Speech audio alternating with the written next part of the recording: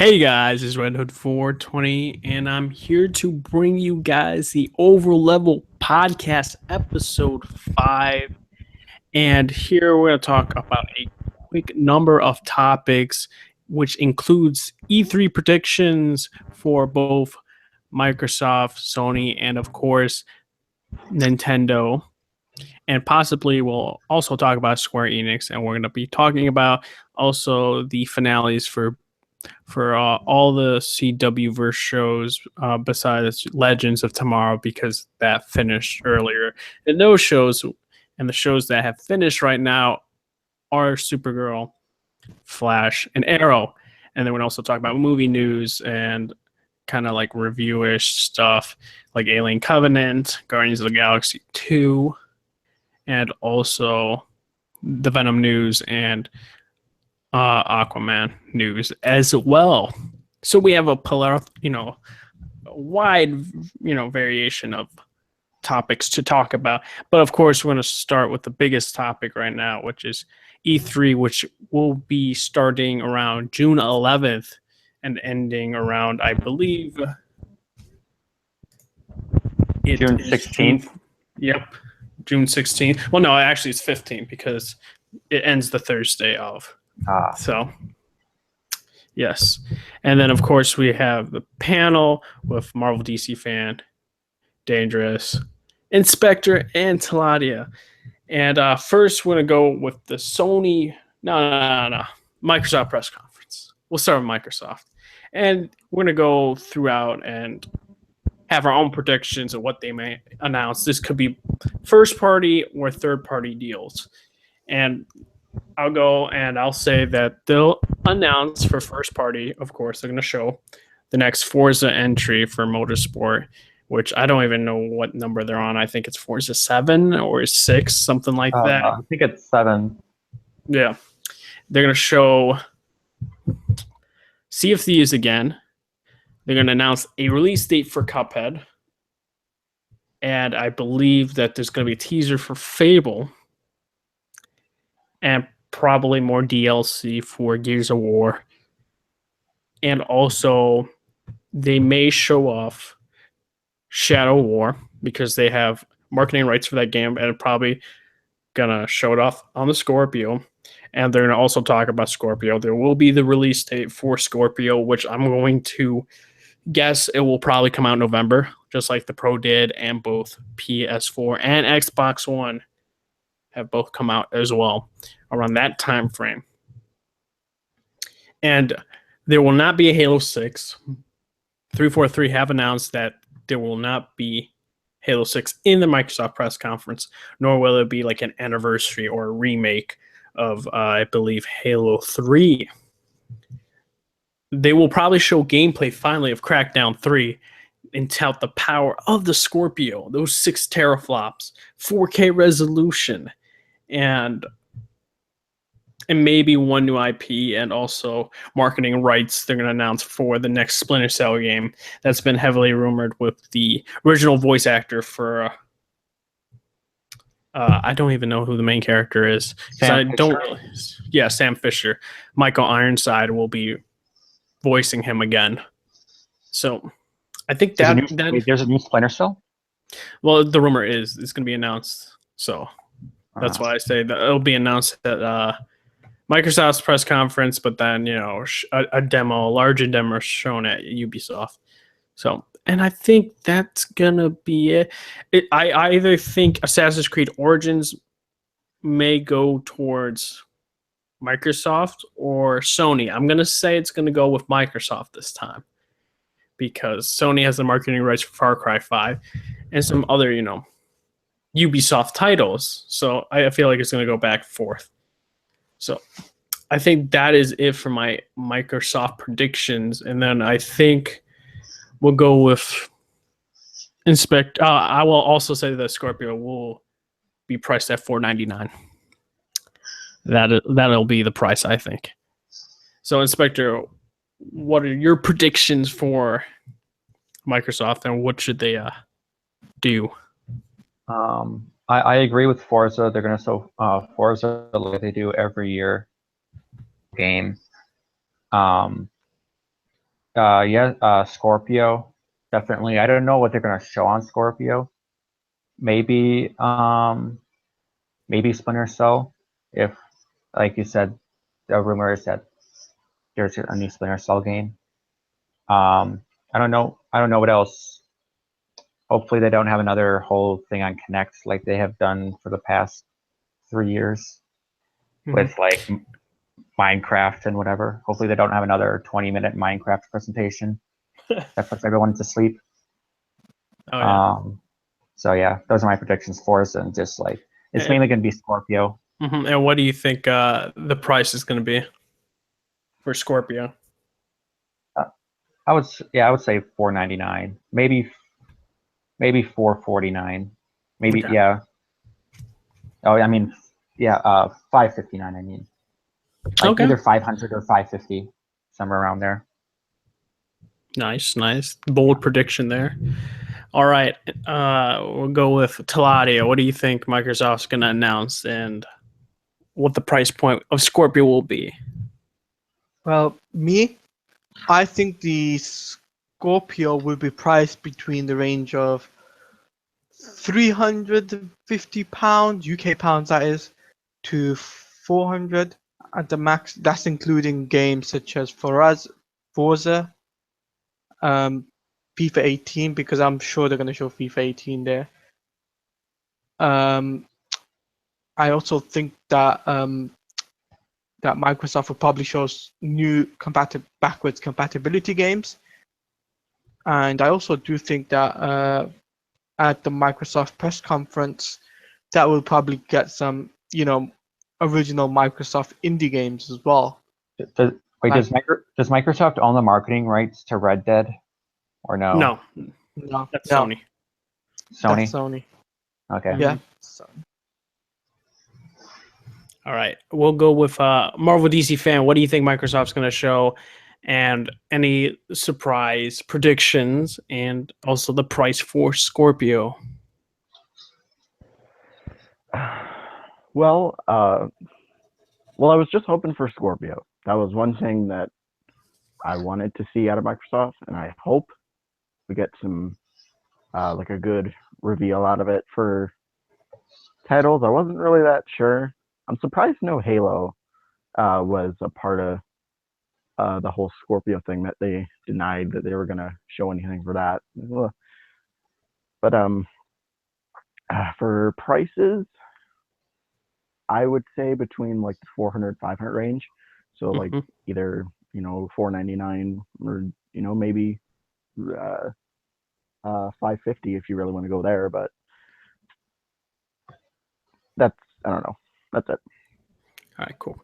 And what about you, Dangerous? What do you think Microsoft's going to show at E3? Well, I think there's definitely going to be a reveal about the Xbox Scorpio. I think the price might be in like the 400 to 500 range. Uh, Forza Horizon 7, I think we'll probably see that. Uh, then I hope like some backwards compatibility games, like they're starting to get to like, even though Black Ops 2, which was the, you know, highest voted backwards compatibility game, it already got backwards compatible. People still want, Modern Warfare 2 and Modern Warfare 3 and stuff. I think we might get one of those. We might. And I think we'll see a Assassin's Creed Origins reveal. Nice. Also, I completely forgot that they're probably going to mention that their Games Pass model, which is $10 a month, and you get a plethora of games, which I think are over 100, if I'm not mistaken. It ranges from Lego Batman to like Halo 5, and of course they change it every month. But then the big problem is some publishers will probably say no to the Game Pass model from Microsoft, take off their games. But that's for a different topic. We're going to go, I believe, with Sony next, with Sony's predictions. And I will start off saying probably going to see Red Dead Redemption gameplay.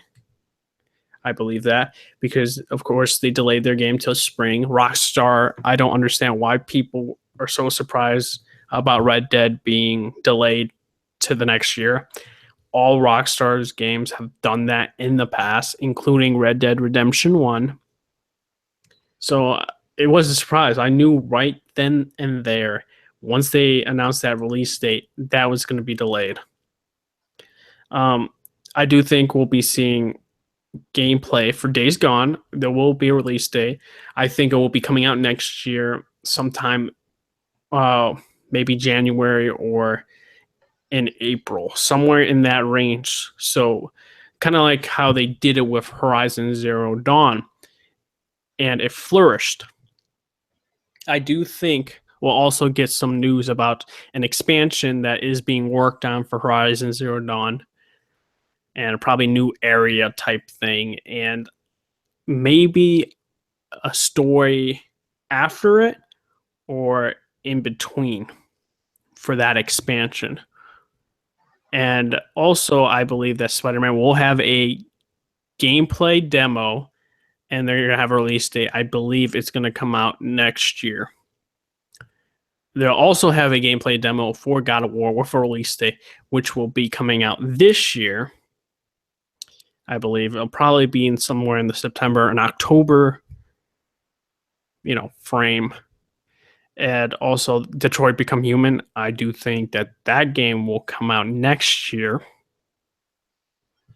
At sometime, probably spring or in that time frame, kind of like Days Gone, in a time where not many games come out. So that game can also flourish.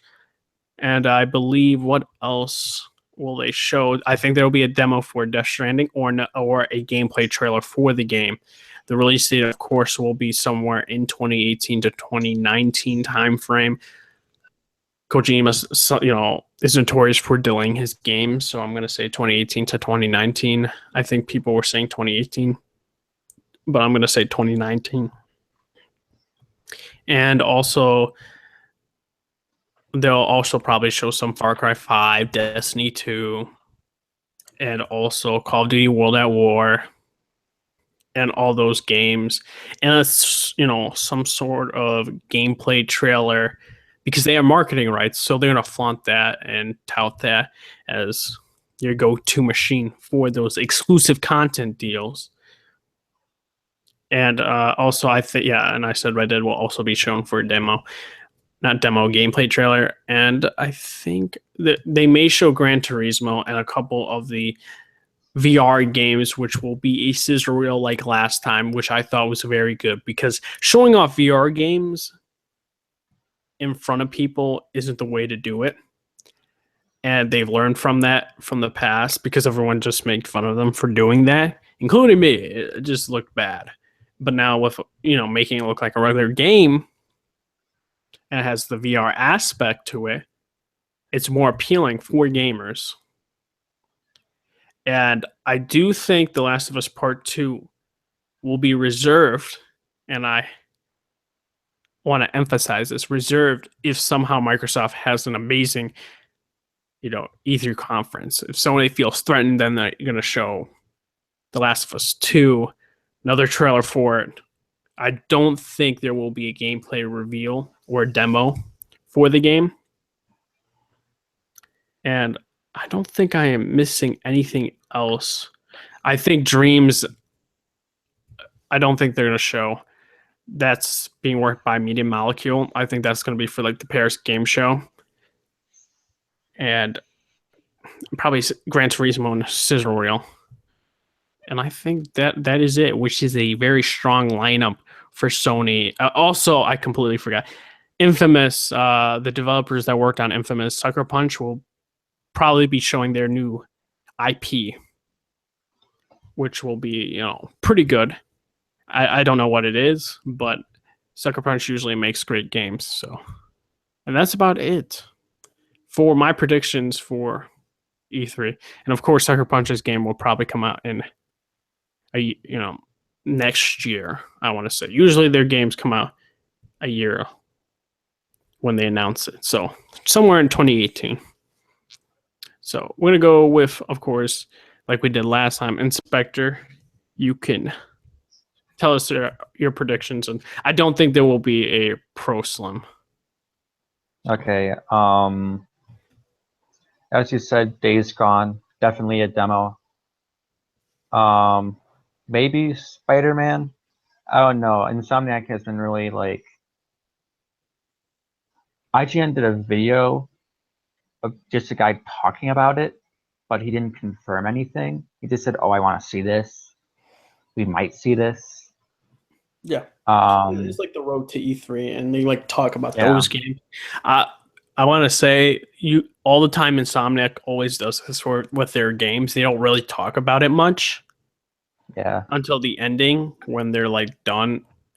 And that happened with Ratchet and Clank.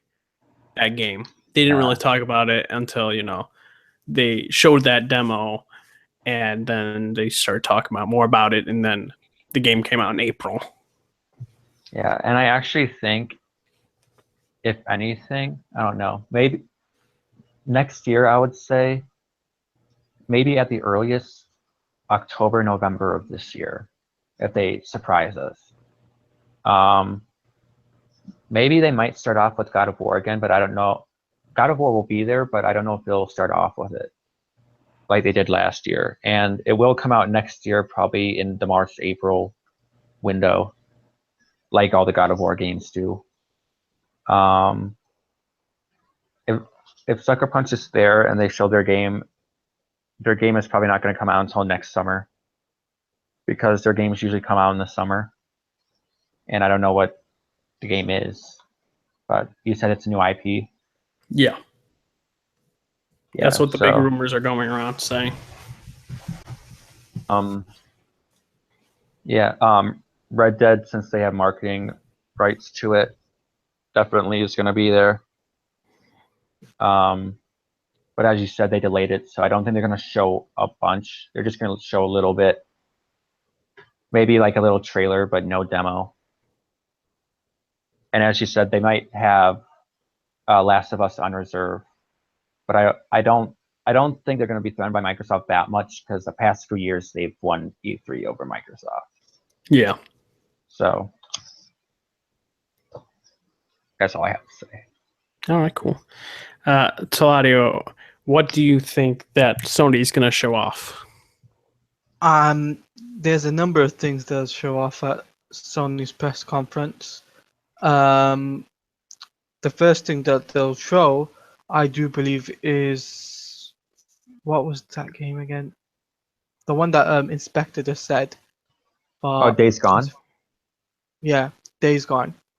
Days Gone. I do believe, yeah, Days Gone. I do believe that Hideo Kojima's game as well. I do believe that we'll probably see that game as well. Maybe another trailer, gameplay wise, maybe. I also believe Spider-Man PS4 will be there because I know they haven't said anything for a year, but given the fact that they have got just a set just a year date, which is 2017, does mean that it's a possibility that it could be shown at E3. So I believe that. And I do also believe that WB Games Interactive would be there as well. So I mean, it could be anything. It could be from Rocksteady, it could be from anybody. But from what I think, maybe from a perspective that I know, is that I think Rocksteady would be the idealist what's it called company to actually produce a trailer, get it out for all us fans, and potentially surprise us with a game that they've been holding back for at least 2 or 3 years now. So I think that also that will happen, and potentially we'll probably get some retro games like like we did last year with Crash Bandicoot. So there could be Lara Croft and Tomb Raider retro type of game, remastered it, or potentially some other game. But time will tell. Wait, when did they say Uncharted Lost Legacy is coming out? Because they might show that too. August. I completely forgot about that. Yeah. Yeah, it's Yeah, I supposed to come out forgot about that. August. I don't think they'll show a demo. I think it may be a gameplay trailer. Maybe a demo. I don't think so though. Because it's close to the game coming out, so Wait, Yeah. is Lost Legacy about Nathan Drake's girlfriend or something like that? Like, no, Yeah, or his it's ex or something? yeah, it's kind of like his ex, yeah. Yeah, It's Chloe. Chloe. Oh, so it's what they showed at PlayStation Experience. Like, Yes. all right. Yeah. That's right. Anything more you have to say, Taladia? No, that's pretty much what I've just said. Is what I've just covered is basically what I think, and what you've just added on as well with the Lost Legacy thing as well. I do think that might be shown. Mm-hmm. Okay. What about you, Marvel DC fan? What do you think Sony are going to show? Well, Spider-Man, obviously, that's the one I'm most excited for. Literally a year without nothing besides just rumors and speculation. But like for other titles, God of War, Lost Legacies, Last of Us, and a handful of others, Red Dead, all that. And one idea or one thing that I would see, somebody made a video about this, since they're doing the Crash Bandicoot remake,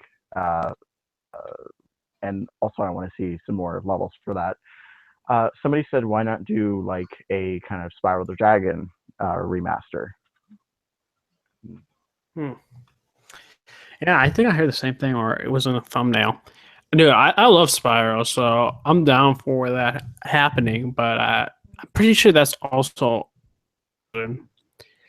and it's not by Sony. I mean, Sony can probably strike a deal with Activision like they did with Crash Bandicoot, because I'll buy the game. I'm getting the Crash Bandicoot remake, so hopefully they can do that. What else do you think is going to happen? I'm not sure. I mean, besides other titles that you guys already mentioned, like Right. like Red Dead and stuff, like I don't know. Okay. All right, Dangerous, what do you think? All right. I think one title that everyone's kind of forgetting is Star Wars Battlefront 2. Oh, true. Yeah, because I think doesn't like PlayStation get their marketing sort of? Yeah. I know, but I think Yeah. EA will just show it at their conference. Yeah. I mean, yeah. I think they'll show a small trailer for it. Yeah. I think. Not a demo, of course.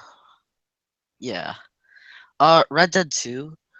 It got delayed, but they did show off a few screenshots, so we might see a little bit of gameplay, but yet I'm not sure about that one. Last of Us 2. Since PlayStation has won E3 over in the past, they might just show it just to make sure that they've won this year's E3. Let's see other games. WB's one of their IPs. I think it's Lego Marvel Superheroes 2. Yeah. I heard that was supposed to be coming out, so they might show us something of that. So yay for Lego fans. Spider-Man PlayStation 4. There's been a news drought about that game for a while. I mean, last we saw of it was, at PlayStation Pro or something. They showed like, a little cutscene of it, sort of. And everyone speculated it'd be coming out in spring, but that didn't happen. But I think we'll definitely get something of Spider-Man PlayStation 4. Some new VR games, and Uncharted Lost Legacy, of course, since that comes out in August. Definitely COD World War II. We'll see some of that. Some of the campaign and the multiplayer, and potentially zombies. And I think that is it. Yep, true. So now I think we're going to go with Nintendo. And I'll go right off the bat and say Mario Odyssey. They'll show a demo for it or another gameplay trailer for it. Usually Nintendo Direct, they don't do demos. It's like their Treehouse event that's after their Direct, because the Direct are their announcements. So it's usually trailers that are in it. And then the Treehouse are the demos for those games. So I'll say they'll show the Mario Odyssey demo at the Treehouse event, but they'll show a gameplay trailer for it in their Direct event. I'm gonna say they're gonna announce Metroid Prime, the sequel for it. So I'm a big Metroid fan, so hopefully they can. I mean, my Switch has been collecting dust since after Zelda. I think there's going to be some gameplay announcement for The Legend of Zelda Breath of the Wild expansion, because I think that's supposed to come out by the ending of this year, if not early spring. It may be spring. I think they're gonna maybe talk about Smash Bros. I don't think it's gonna be the sequel. I think they're gonna have the Wii U version, but enhanced graphics and all the DLC stuff that's gonna be in it. I think we're gonna get more news, maybe a trailer for Shin Megami Tensei. Hopefully, I'm a big Persona fan, so I'm starting to get into the Shin Megami games because Persona is a spin-off of the Shin Megami games. Also, I think they're probably gonna have like some games for like maybe Star Fox. I know the most recent Star Fox got some negative reviews for it, or mixed reviews, more accurate to say that. But it was very mixed, and hopefully they can, fix that with a better Star Fox game. Also, I think maybe a new Mario Party game could help them too, and also I think an update with the Skyrim port for the Switch. And also I think they're gonna have to show their third-party relations, even though they're not gonna get those big AAA games. I know the rumors are that maybe the Assassin's Creed Origin game will be on the Switch, which I mean, I'm thinking about it. It's possible. I mean, the Wii U had Assassin's Creed 4, Black Flag, and also I believe Assassin's Creed 3. It's a big possibility, but I don't know, because the capabilities for the Switch in terms of raw power and GPU processing, it's just I gotta see it to believe it. But if it's gonna be on the Switch, it'll be heavily downgraded. And also, it would be pretty cool if somehow they announce Injustice 2 on the Switch on the go. That would be hella good, better than playing it, the mobile app for the phones, which it would be cool to have the controller and playing it on the go on the plane. That's like one of the big appeals for the Switch, and why it's getting so much craze is just on the go. And I think that's maybe they may get Call of Duty, because Nintendo has this, I believe, kind of good relationship. They got Black Ops 2 and all that on the Wii U, so maybe. But I think that's gonna be it, and maybe like new color controllers and all that jazz. And I think that is my predictions for the Nintendo conference. So we're gonna go with Inspector and what he thinks is gonna be there. So I don't really follow Nintendo, so I'm not the best person to talk about this. So Mario definitely, since it's their other big game that's not Zelda. And when is that coming out? Fall, right? Supposedly, yeah, holiday season. Yeah. And then Shin Megami Tensei, which comes out in July, right? Yeah, supposedly. Yeah. So. Oh yeah, I also forgot. Dang it, Xenoblade Chronicles. Xenoblade Chronicles 2. It's supposed to be big. So that's probably going to show up too. Yeah. Other than that, I don't know because I don't follow Nintendo. Okay, what do you think that they should do in third-party relations? Like, do you think that, I don't know, would you want like Injustice 2 on a Switch, or I don't know because then they would. I don't know how they would optimize it for the Switch. Mhm. So, because usually console ports are not really optimized well for Nintendo consoles. True. So, yeah, Okay. except for Arkham City, which did have a good port, but other than that, yeah, Hi. Nintendo system. All right, what about you, Talati? What do you think? And what do you think they need to do? I think that they're going to show Mario, Sonic, um, some of the other games that was just mentioned by Inspector and yourself, and possibly they could possibly show a 2K game. Now we do know that 2K are like doing NBA 2K18, I believe. They Mhm. are they're already in talks about that game, but there's a potential WWE game going to be on the Switch.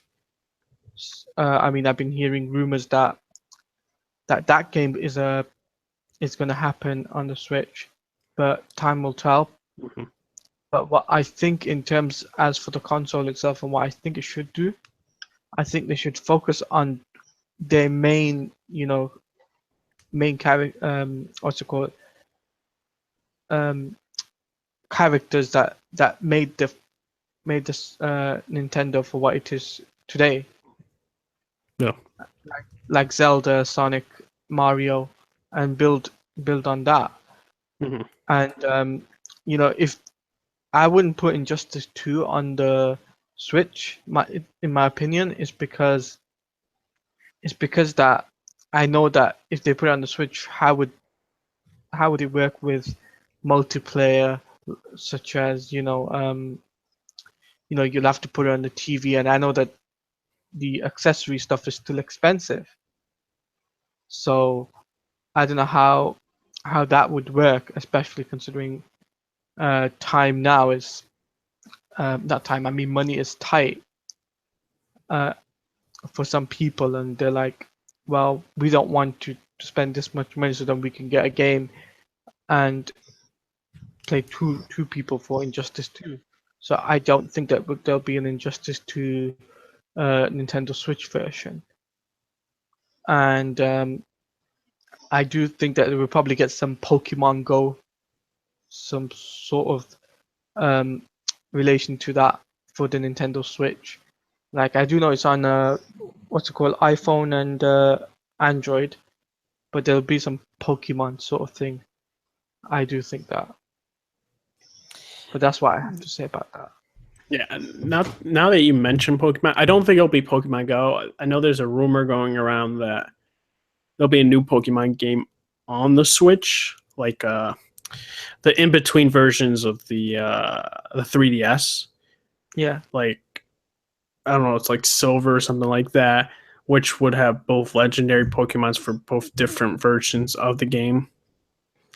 And I think that'll happen possibly because I don't really see that, because the Switch doesn't have a actual internet. Like, it's a Wi-Fi. So when walking around and there's no Wi-Fi, they can't do anything with it. So I do think that'll be an actual Pokemon game. But that's my opinion on that. But Marvel DC fan, what do you think, and what do you think they should do?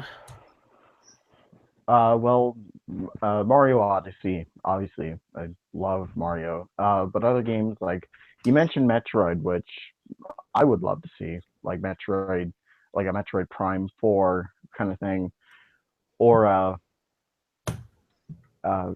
this is a fan game, but I would really love to see it on a Nintendo console. Another Metroid 2 remake, like find a way to Okay. port. I would love for them to make a deal with the person who made that and sell that on the Switch. I think that would be really good for Metroid fans and the like. Smash Brothers, obviously I love to play Smash Brothers on the Switch. I hope they can get that GameCube controller adapter to work with it, because I don't really think a lot of people would play with the Joy-Cons that much for Smash. And like just Talati mentioned Sonic, which I would actually see some more gameplay of the character that they showcased a while ago for. Yeah, it's like Sonic the new Forces. Sonic game, something like that. And they also had Sonic Mania, which have some new levels for that. But besides that, yeah, that's it. Like pretty much, it's either like Mario Odyssey and Metroid, like a new Metroid game. Mm-hmm. And also, Netflix announced the Castlevania TV show, so we're going to talk about that later.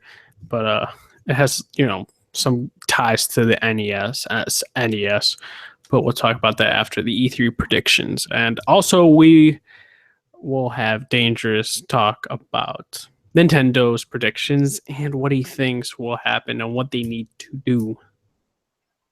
Well, like Inspector, I don't follow Nintendo very much.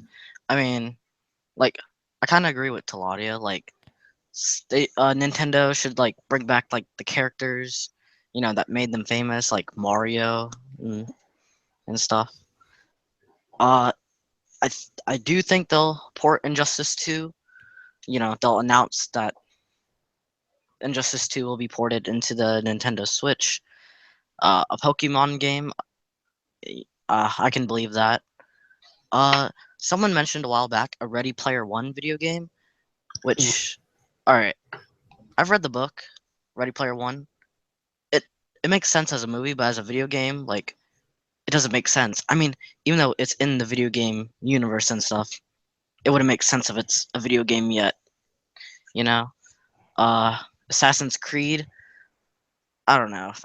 I think possibly, but then again, I don't know. But yeah, those are my predictions for Nintendo. All right. So we're going to quickly, I think, just run down Square Enix and what I think they're going to show and what we all think they may show. And we're probably going to have differing opinions on this because they have a couple things they're cooking up in the kitchen. But I do think they may show off, I think it was a Shadow of the Tomb Raider or something like that. It's a sequel after Rise. It's being made by Eidos, so expect that happening because it was already leaked. Because somebody has like a presentation slide thing that they were doing to present in their meeting for like a Square Enix or the development team, and someone just snapped the pic in the subway station, and that person probably got fired for having his laptop out in the open, but we found out about that game, and that kind of connects with the domains that have been taken up for the Tomb Raider name, so not out of the realm of possibilities. Also, I think Square, they may give an update for Final Fantasy VII Remake. Don't expect any demos because I know they're starting to get more people onto this game, and this is supposed to be like a 3-part type game for the remake because it's such a big game with 3 discs. But now they're actually remaking it to like Final Fantasy 15 graphics.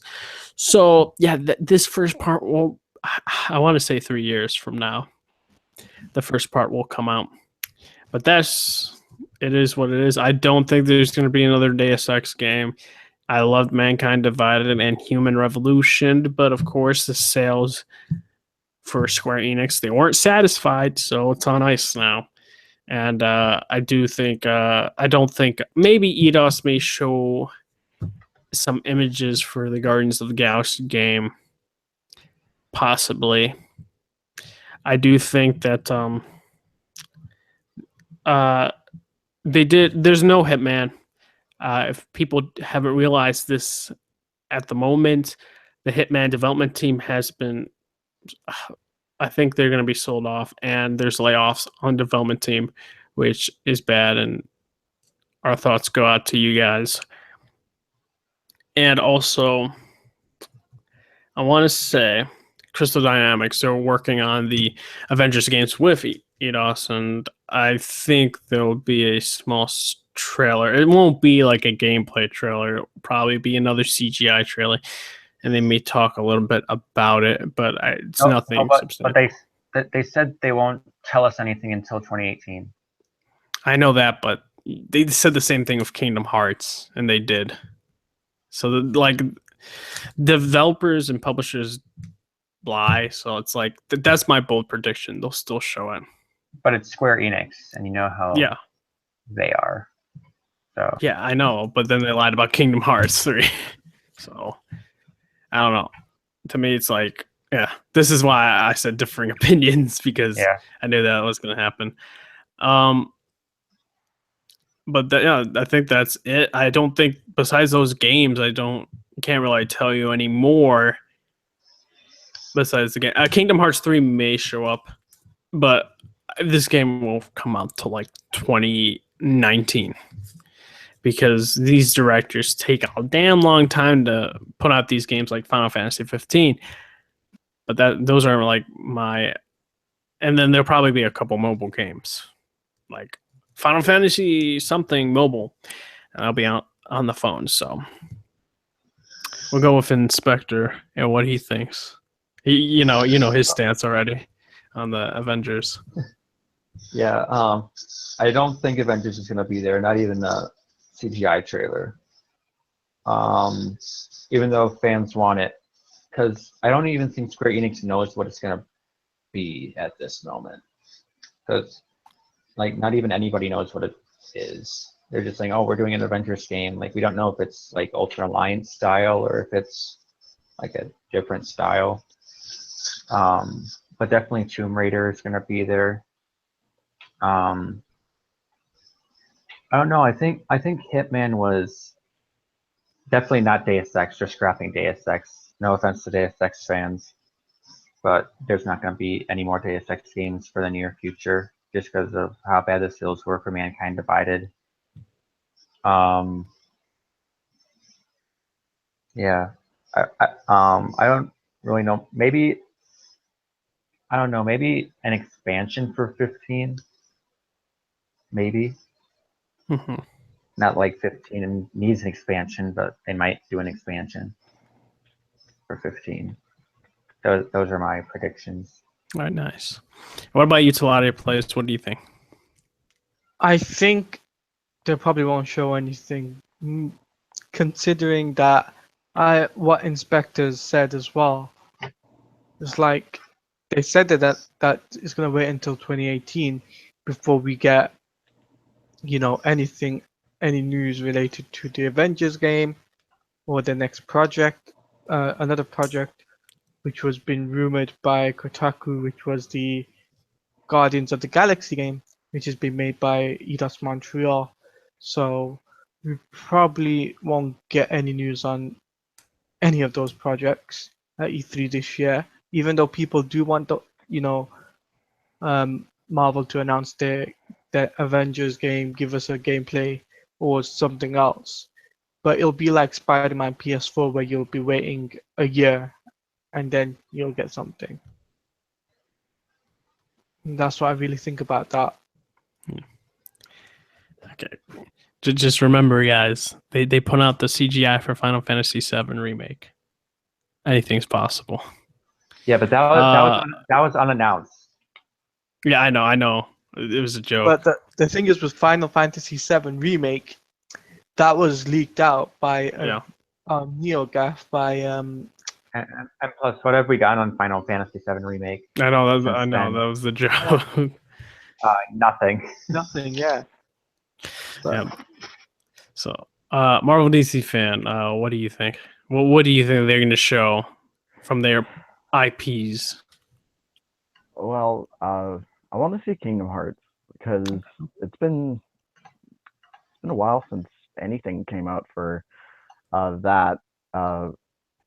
I would love to see Marvel, like just something small, because I know we're getting details in 2018, and like basically like a year after it was announced, and even when that happened, I it was like that's kind of it's not really good, because like I know it's probably going to take some time to get that out there, but like could have just, if you were going to do that, then you probably just could have waited some more.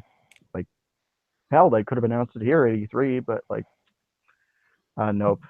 I'm ashamed that they're not doing some like Hitman games, like if that is the case, because I mean I love those franchises. Deus Ex is awesome, and I love Hitman, but like it's a shame. So if anything, Kingdom Hearts, and then the Final Fantasy VII remake. I want to see stuff for it. Okay, nice. What do you think, Dangerous? Do you what are your predictions, and what do you think could be a bold move that Square Enix does? Well, I do think if they, show a little bit of the Avengers game, it might be too much for Marvel, because they already got, like, let's think about it. Like, they already got the Spider-Man game releasing. They already got Lego game releasing. They have a Guardians of the Galaxy game, in production, I think. So I think they might announce. Telltale. Sorry. Huh? No, no. Oh, There's sorry. also Telltale, he was saying. Oh, yeah. Yeah, the Telltale game. Well, that one already came out though, but Yeah. but they're working on a Guardians of the Galaxy game, correct?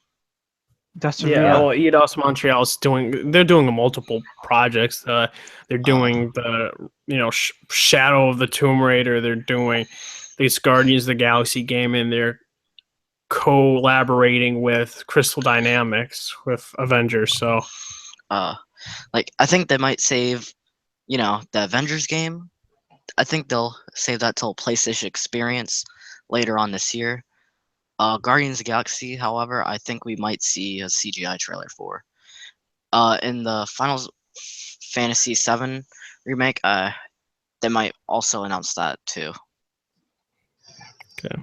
But also, just to mention, I'm not as familiar as with Enix. Mm-hmm.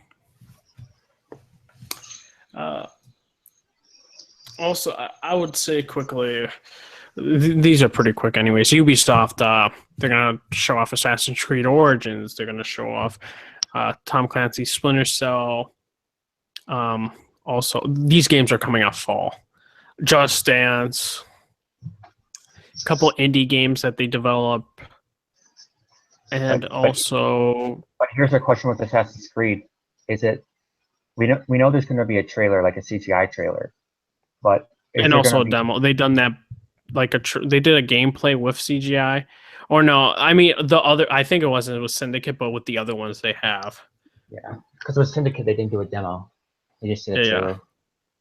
So I think there's going to be a demo. I mean, they had like leaked screenshots already for this game multiple times, and there's one with the boat he's on. So I think they'll probably show a demo for it. Plus, they've been working on this for quite a long time and delayed it. So, but the thing is with Ubisoft and Assassin's Creed, the thing is with their demos aren't usually the main game, because the Unity demo wasn't in the game. Yeah. So I mean, I think it's going to be in the game. I don't think it'll be cut. It's going to probably be in it. I know that I'm excited for this game from what they've said, that this character is supposed to be stoic, that they're not reusing animations, that the combat will be different, that potentially you'll be able to go to Greece while, Egypt to Greece and all this stuff, and they're able to not be as historical accurate because during that time frame we have no idea what actually happened in ancient Egypt like that. It's very scarce details, so they can work with that and make their own stories and don't have to be constrained in the historical accuracy like they've had in the past games. So that's like my biggest like hype for that. And plus now I don't feel the fatigue because of I started feeling the fatigue in Unity and Syndicate, but having that time off, I'm able to be hyped for it and hearing about these details coming out for this game.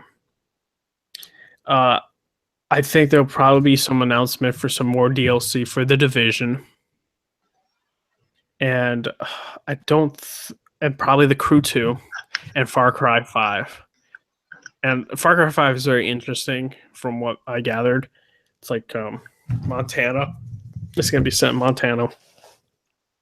And it's like like Western feel, which I think is good that they're releasing it now and this year, because if Red Dead came out this year, it would have been slaughtered. So yeah, and I think that'll be it. And of course, I think the last game, I said it before, but they'll probably show the Tom Clancy Splinter Cell and more in-depth demo, and that will be the end of the game unless they have a new IP. But besides that's my Ubisoft predictions. What about you, Inspector?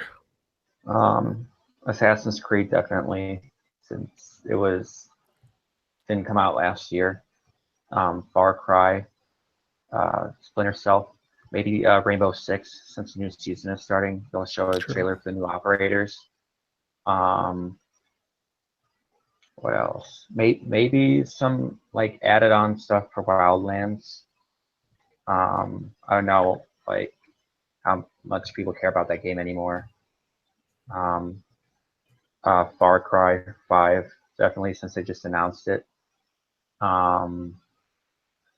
Yeah, those are my predictions for Ubisoft. All right, cool. What about you, Talati? What do you think they're gonna announce? I think they're going to show Assassin's Creed for sure. I do think they're going to show some other games as well, like what Inspector just mentioned is there just before me.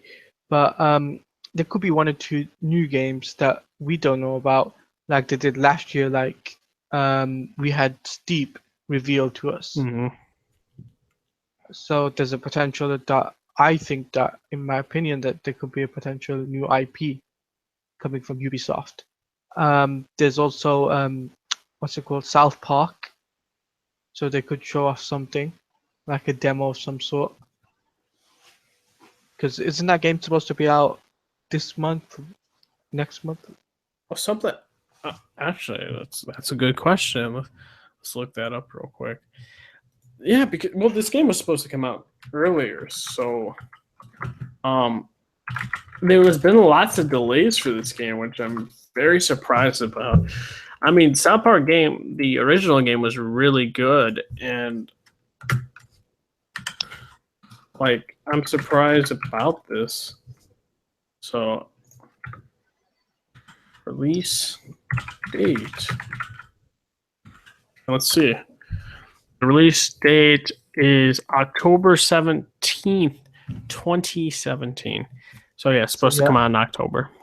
So yeah, I do think then that they might show something for that, like a level, one of the story levels of for South Park. Yeah, and that's what pretty much what I think would be at the Ubisoft press conference. All right, well, what about you, Marvel DC fan? What do you think Ubisoft is going to show off? Well, the only title I'd really want to see, would be South Park, honestly. I'm not really too familiar with Ubisoft games. I mean, I used to play a couple of the Assassin's Creed games, but like that was so long ago. If they do have stuff for Assassin's Creed, I'm willing, and for like Tom Clancy and all that, I'm willing to see it, but I'm not sure if I'd actually invest into it day one. Just kind of see how things go upon release, and then kind of make up my decision from there. All right. And what do you think, Dangerous? What do you think that Ubisoft will show? You know. Well, I mean, along with everyone else, I think Assassin's Creed strongly. We'll definitely see Assassin's Creed. Um, South Park, I agree. Tom Clancy's Splinter Cell. Um, don't they do like a Tom Clancy game every year? So I mean, I wouldn't be surprised. Uh, they also have like a Just Dance game every year as well, and Far Cry 5 because they just announced that. So we'll probably see something related to that. And I think we'll see Beyond Good and Evil 2. They actually said it won't be at E3 this year. They just Oh, announced that like today. Beyond Good and Evil 2, they won't. Oh, all right. Because I was reading it off the Up to Play magazine Hmm shown a month ago. So I did not know that, but thank you. Yeah, it was just released like super recently, so it's all Yeah. good. But like all those other games, like I think Up to Play magazine, I think they're kind of right about that. I mean, besides the Beyond Good and Evil 2, but everything else, I think they're right about. All right.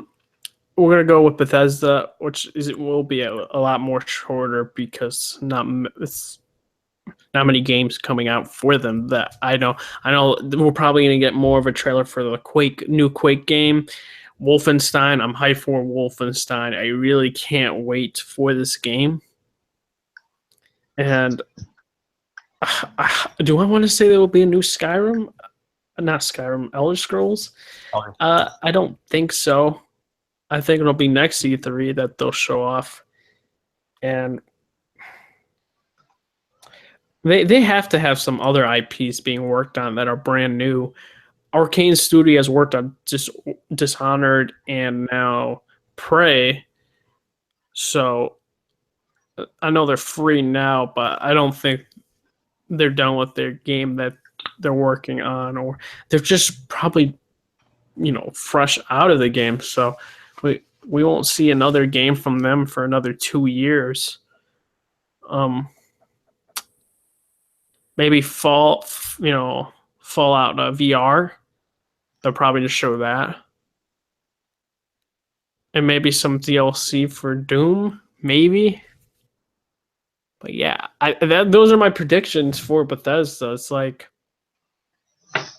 It's just not much. So I think they're having a show. Maybe they have games that are unannounced and are brand new that I don't know anything about. So we'll go with Inspector.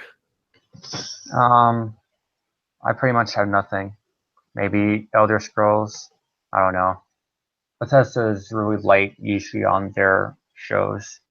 It's usually just like one or two games for the whole show. Yeah, and with music. No, not music. Was there music? I don't know. I don't know.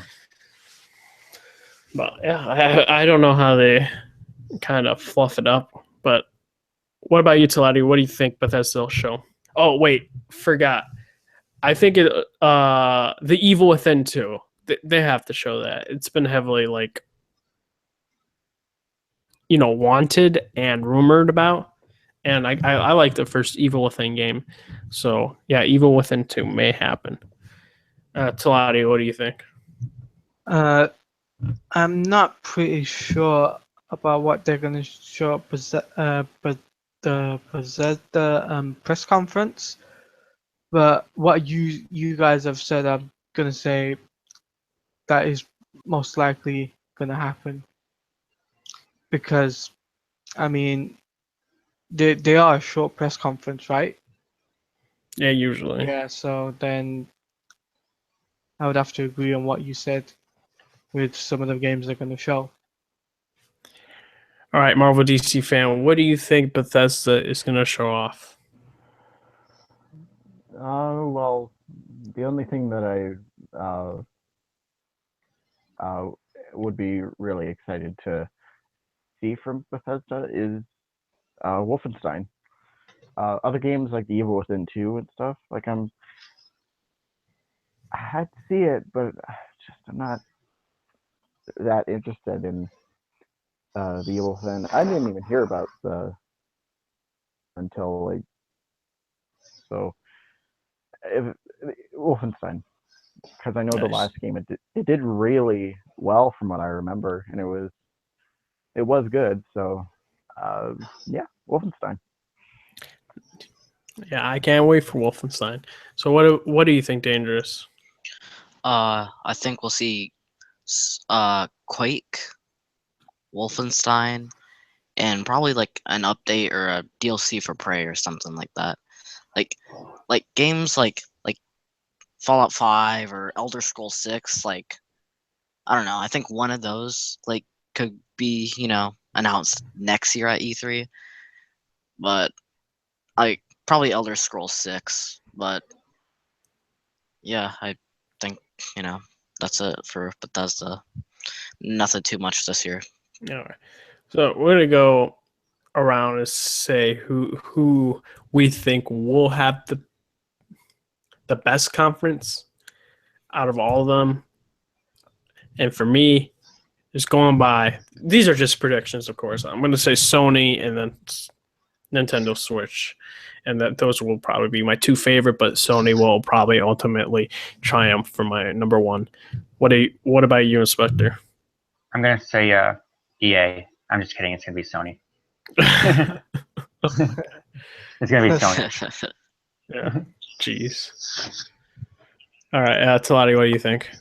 I believe that Microsoft will actually get probably the best conference this year, considering the Project Scorpio is going to be in play this year, and potentially some big games going to be shown in their press conference. Even though that I know that Sony have got their own big thing that they're going to show, like with the VR stuff and all of that, but I think Microsoft will take it. Wow, was not expecting that one. What about you, Marvel DC fan? Who do you think's gonna have the best conference? Best conference. My pick would be Sony. If anything, they've been doing really well. There's a lot of titles on there, which I'm really excited for. So if anything, Yeah. Sony would be my pick. All right. What about you, Dangerous? Who is your pick? Like out of the three companies, out of Nintendo, Sony, and Microsoft, Yeah. I'd probably have to say Sony, because they've been winning it over like the past few years. I mean, I don't know. I think the only way that Microsoft could get the upper hand is with Project Scorpio, and if they announce like the price is like cheaper than we all thought it would be, but I doubt that's gonna happen. Yeah.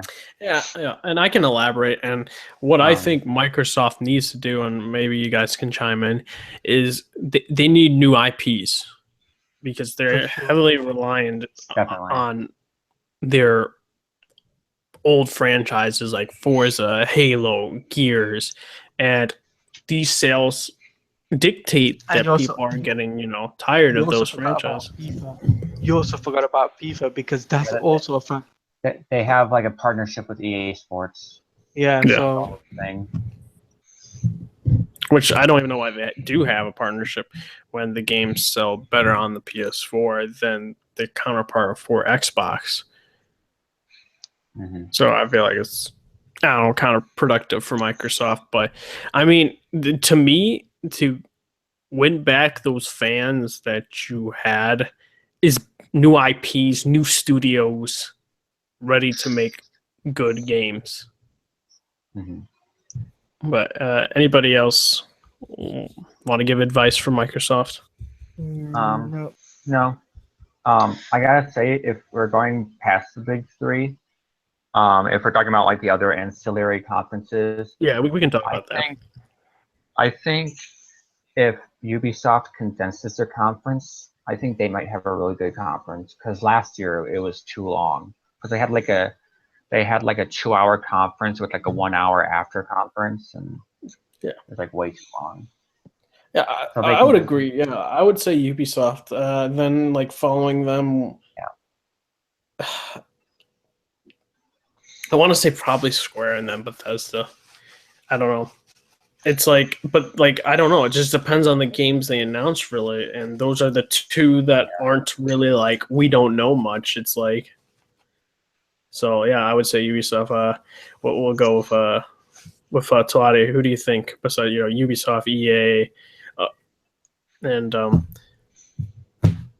Square Enix? If I was gonna say, it's gonna be a close one between EA and Ubisoft, because the reason being is that I know EA have already got their EA access, so they have like Battlefield 1. So not Battlefield 1, sorry, the Battlefield games. I'm sure they're gonna show something for that, and also the Star Wars Battlefront game. Yeah. So so I think that could probably clinch it for them. I do think EA's conference, they're going to heavily rely on Battlefront 2 and that unannounced Star Wars game Amy Hemming has been working on. And I think that's with Visceral Studio. I think we may get a trailer for that. I don't think it'll come out this year.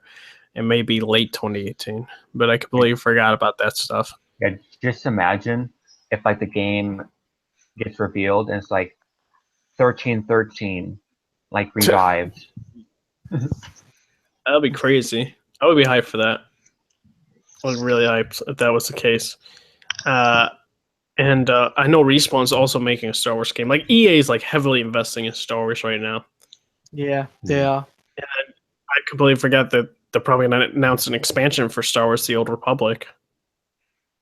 So, I mean, I'm going to be hyped for that. And besides that, yeah, no, EA is going to be heavily reliant on the Star Wars franchises. Plus, Star Wars movies coming out this December. So, Yeah. yeah, but still, I would say Ubisoft for myself. What about you, Marvel DC fan? I'm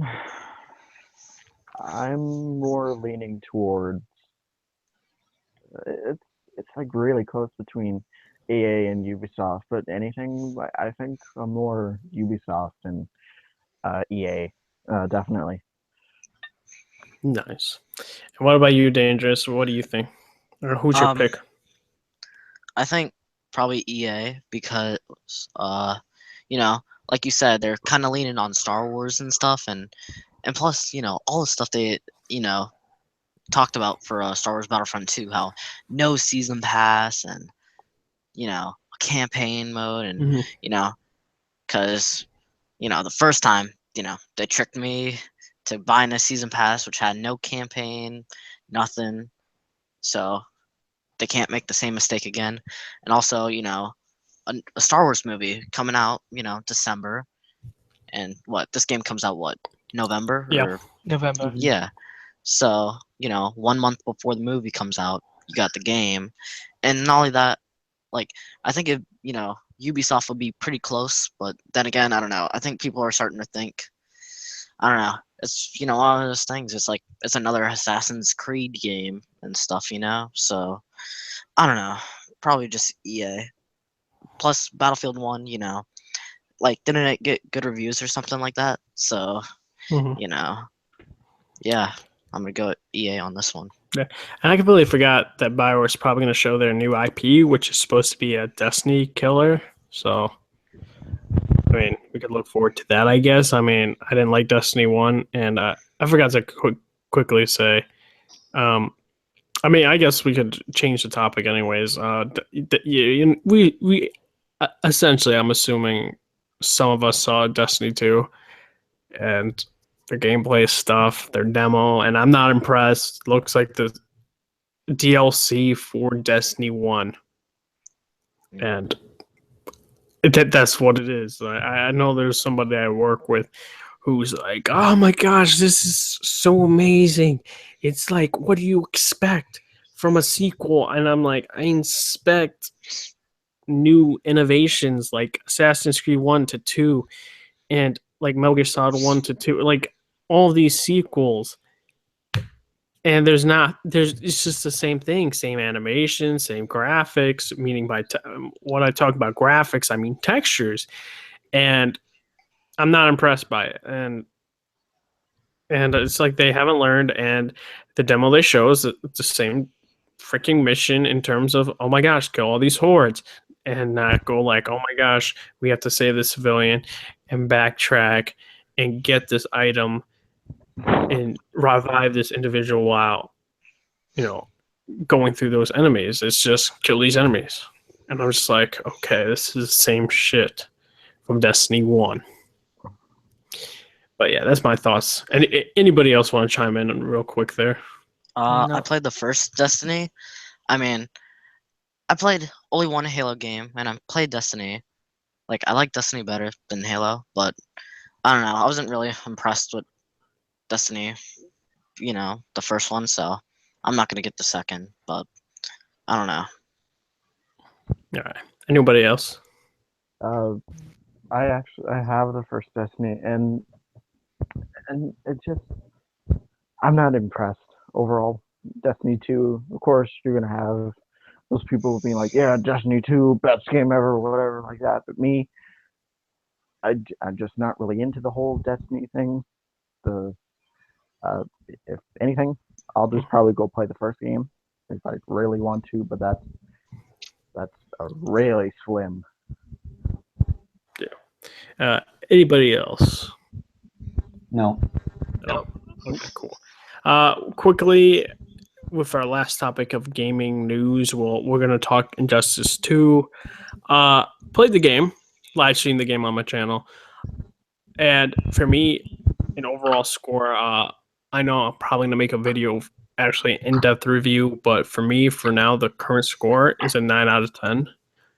I really like the gameplay mechanics in the game. I do think, though, some characters are spammers, which I don't like. But overall, I love some of the characters' fighting techniques, combos, and super move, and then your ultimate attack, of course. And I like that. And I thought the story was good towards the ending, but to be expected with those type of endings.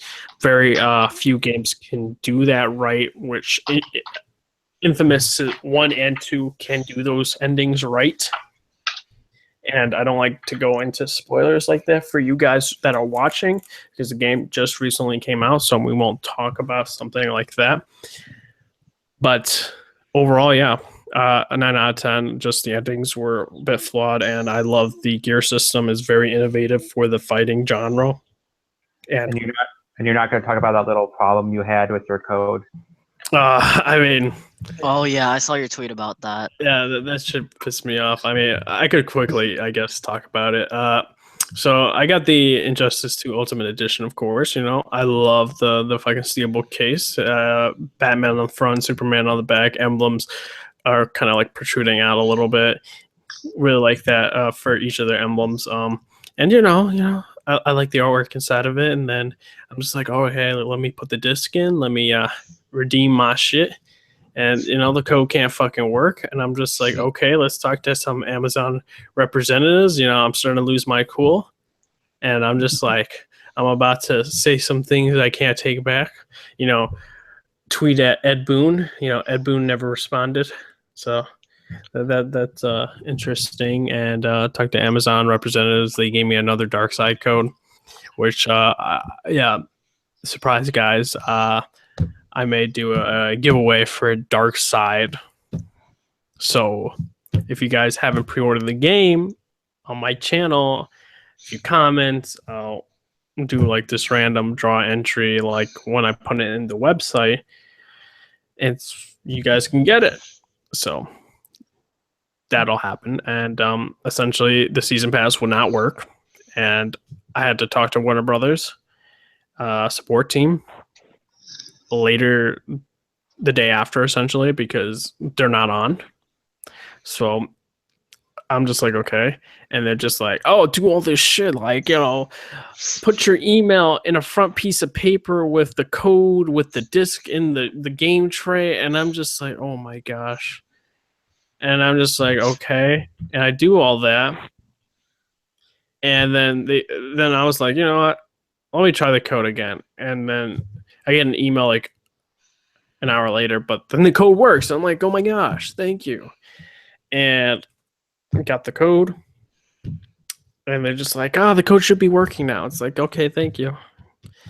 Yeah, but no, I was pissed for quite a while before that. Yeah, but no, that doesn't affect my score in any way. I'm not like biased in terms of that, but the only problems I said were with this game were the endings. I do think the spam characters are kind of ridiculous in this game, though, and that's why I kind of bring it down a couple points with the ending. But overall, I do like the gear system. I like the combat, and I enjoyed the story for this game. And I'm also reading Injustice 2 comics, and that's pretty great as well. So yeah, 9 out of 10, pretty good game, amazing. We'll go with Inspector's thoughts and impressions. Wait, Red Hood. Sorry to interrupt. Yeah. Real quick, what do you think about the microtransactions? Mother boxes. For me, it's not an issue because I do the multiverse stuff, and I'm not in a guild or anything like that. I'm not for microtransactions, though it affecting me, but I can understand the way, cheat to win and stuff like that. But then again, you still have to level up your characters. Yeah, that's and true. It takes a while, so that kind of balances it out. I was very worried about how the leveling system was going to be affected, but overall it was balanced well, actually. It's mostly just for shaders, Mm-hmm. the microtransactions. So yeah, we'll go with Inspector's opinions now on the game. I would say my overall score is between like an 8.5 and a 9. I haven't decided on a solid score, so that's just my range. As you said, the gear system is great. Every character plays good. They're just some characters that are really slow that I don't like to play, and then there are some characters that are really I prefer rush down characters and mid range characters more than zoning characters. So I don't play Deadshot or Doctor Fate, or Firestorm. And I like the story, but as you said, the ending. Not every game does good and bad endings well.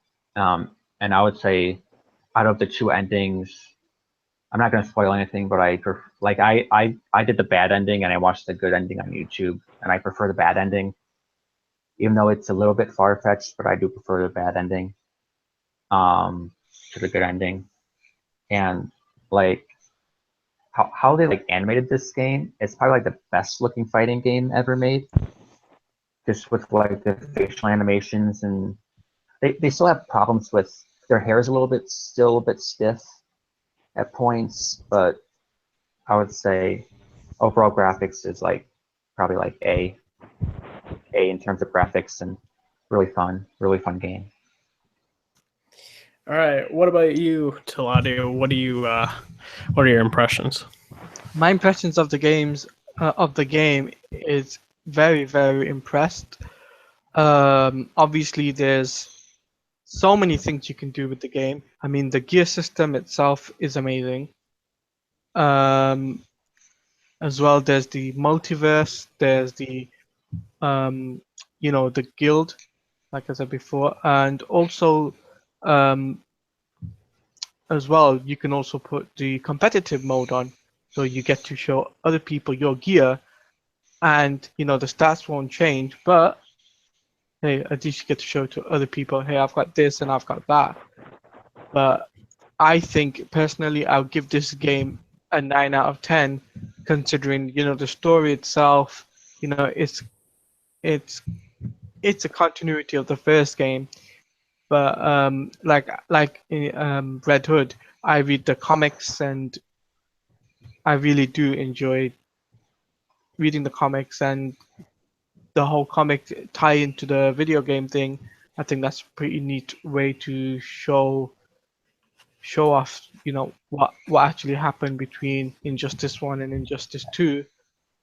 And yeah, I just can't wait now to see what else they bring to the table, because I know that they are bringing a DLC out very, very soon. I know there's a trailer coming out this Sunday, and it's going to be featuring Red Hood. And trust me, guys, you're going to be very surprised on what they're going to show for Red Hood. So yeah, so it's a 9 out of 10, 9 out of 10 for the game. Uh, what's it called? Graphic wise, it's amazing, so I'll give that a 10. And yeah, All right, cool. I would like to say is like surprised though, like my friends aren't like comic book people, so I'm surprised that they're actually reading the Injustice comics as well. So it's like everyone loves the Injustice comics, like even though they're not like big comic book fans, it's interesting to hear that aspect of them saying, "Oh my gosh, Injustice comics, yeah, I read that," but I don't read anything else. Which I'm just like, wow, which is interesting because a lot of people just love the storyline for Injustice in the comic book verse. So thought that was an interesting thing. So Marvel DC fan, what do you think, and what your impressions, or if you beat the story or not? So Um, overall, in my opinion, the game is great. The roster, like the returning characters and some new characters, I absolutely love.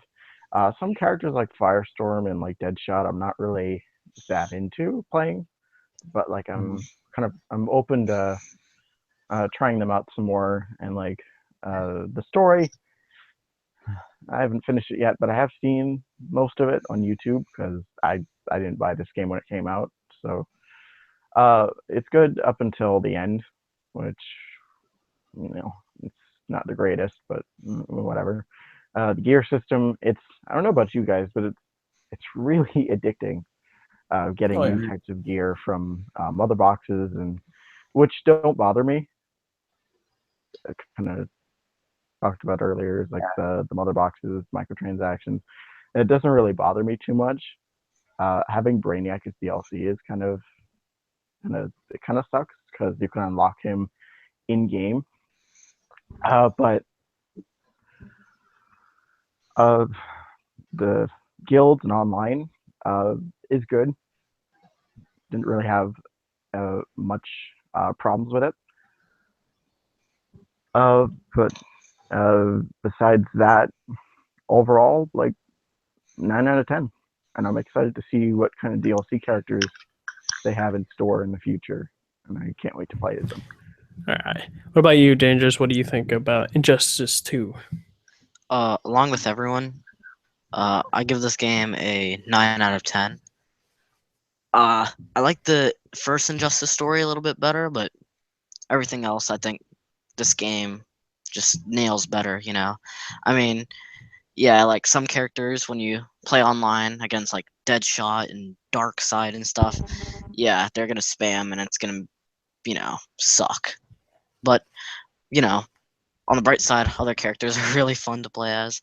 The microtransactions, um, you know, I just remember when Ed Boon a few months ago when he did his first live Injustice 2 live stream, he said that there would be no microtransactions, and yet there's microtransactions in this, but it's not as annoying as like other games like Black Ops and Call of Duty and all that stuff.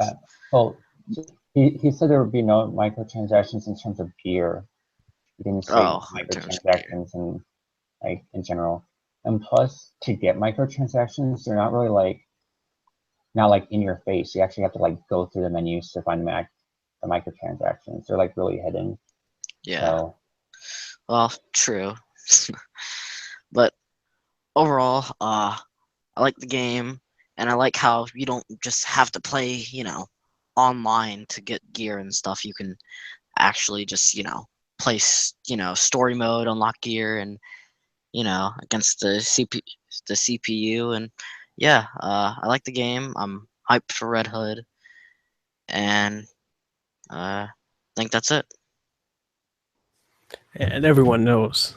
Just that- before we end, just to say, if you guys are finding it difficult, to beat the boss battles, there's a way of beating it, and it's just creating your very own AI and putting the gear system for it, and that way it saves you time and effort to do that. But it doesn't work. Obviously, it doesn't work for the guild, but it does work for the multiverse.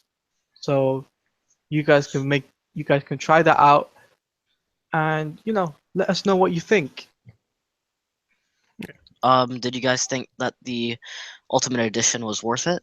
I mean, Oh yeah. we haven't gotten our Yeah. DLC character, so I can't, say. Yeah. I did I buy mean- the Ultimate Edition. I just bought the regular $70 copy. I thought it should have been, $20 cheaper, but it is what it is, Like, it's gonna give us I mean, everything. yeah. So I mean, I got $85 for Amazon, so use the Oh. Amazon Prime. You get to save money for your physical copies of games. But yeah. If anybody doesn't know, man, if you have Prime, man, buy your games. If you're a console player, buy it through Amazon, and you save 20%. So who's everyone's favorite character to play as? yeah, right now, Flash for me. I've got Uh, multiple. that- I've got multiple. I don't really have a main, but Batman and Aquaman, probably Robin. Yeah. Batman and Flash are my two favorite. For me, Mine is Space. Go on. what was yours, Taladia? Mine was Superman, Batman, Flash, and Black Canary. Mine is Batman, Flash, and Black Canary as well. But also, I don't know if you guys know, I'm super hyped for that DLC for Red Hood. I don't know why. Yeah. But, Just can't wait till this weekend, because this weekend Hmm. they show it this Sunday. And if I may wear, hopefully I get a Red Hood shirt, Yeah, and wear that for my reaction video. But I can't wait until the reaction video comes out and be like, Red Hood confirmed. Red Hood Like- excited like, for I'm like, Hood that's DLC. me. That's me right there, boys. I can't wait to see Excuse me. I can't wait to see Caboose's reaction. Same. Yeah. All right, so this is it for the game portion. We're gonna actually talk quickly about the TV finales, the CW finales, which most of them weren't that great. So gonna quickly say, has everyone seen all the finales for the CW? Yes. Yes. Yes. Yes. Okay. All cool, the cool. DC So ones. if no one actually, this is gonna be a spoiler. So if you guys actually truly care, just quickly cover your ears, because I mean the shows came out already, so I'm not forgiving Yeah. with the shows. So Flash finale to me mediocre. It was meh. The whole season was inconsistent, and it was majority of it was filler, which I did not think was possible for this season. Supergirl was just bad. It was like I don't understand. I don't know how it was worse than season 1, but it was. And you have Superman, for crying out loud. So and Martian that's, Manhunter. I just don't know. They need to fire their writers and get a new one. I mean, it's supposed to be like a girl show, so I mean, still, yeah. you got freaking like movies that are for like female superheroes, and it's like Yeah. it's just better. Like, look, I would rather, like, I love Jessica Jones, but then I watch Supergirl. That shit's garbage. It's just like the acting is awful, and like the plot, it's just messy. I don't think the writers think out what they're writing, and I'm just wondering where they hire them. Do they go like, all right, high school students, you're a good writer, right? Let me see that. Okay, yeah, you're hired. It's like I think that's what happened. And then the Flash is just like my biggest issue is like the ending to me was impactful. Everything else was not. Like Savitar wasn't an impactful villain for me.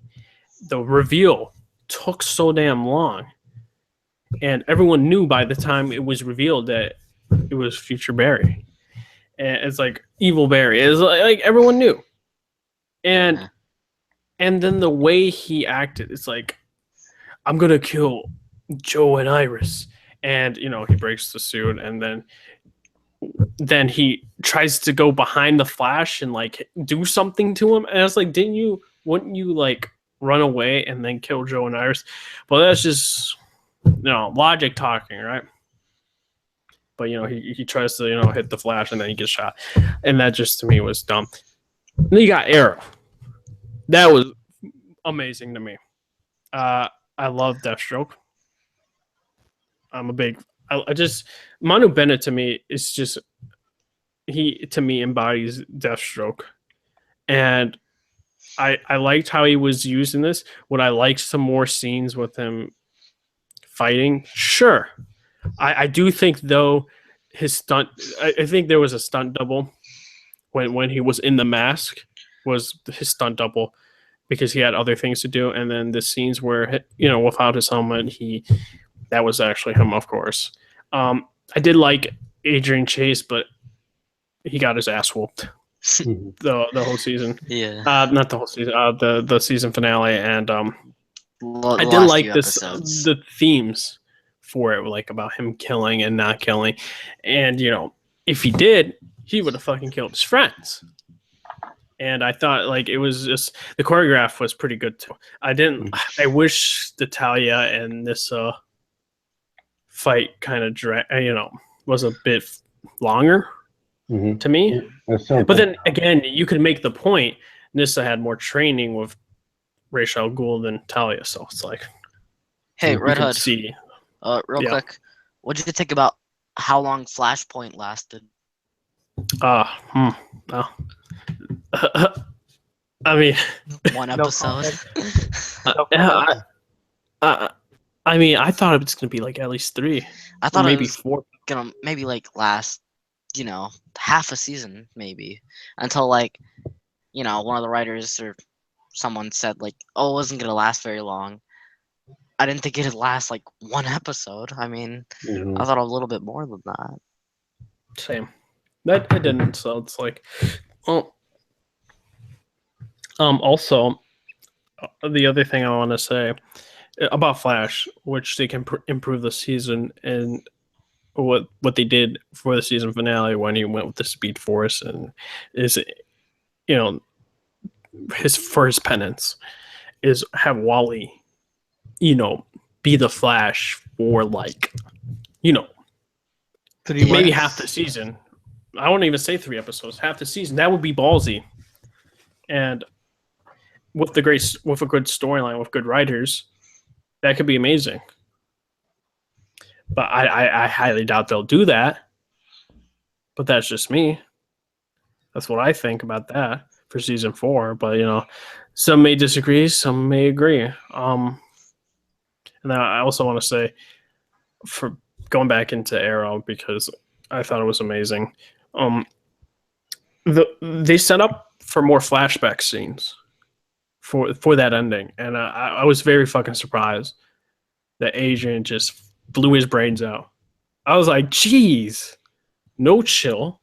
In front of a kid. It was down. And I was like, those people, like, I was wondering how long it took them to plant all that fucking C4. Yeah, me too. Days or like, geez, man.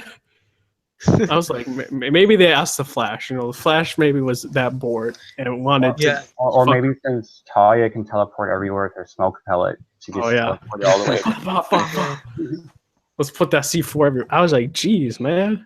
It's a lot of fucking C4. But no, there'll be flashback. It's just not Arrow flashbacks. It's going to be from their perspective, and if they survive or not. And I do think there has to be a character too that dies from this. Evelyn Sharp, hopefully you die. Yeah. You're a terrible actress. Oh, you know what else needs to die? Who? Olicity. Oh, I mean, yeah. I for me, like, this is my. I'll say this live right now, and some people may hate me. Maybe the shippers will hate me. I don't care. Me, it's the writers don't know how to do those shippings right, and I'm getting to the point where just make Oliver single. I mean, hey, you couldn't do the Laurel and Black Canary with Green Arrow, right?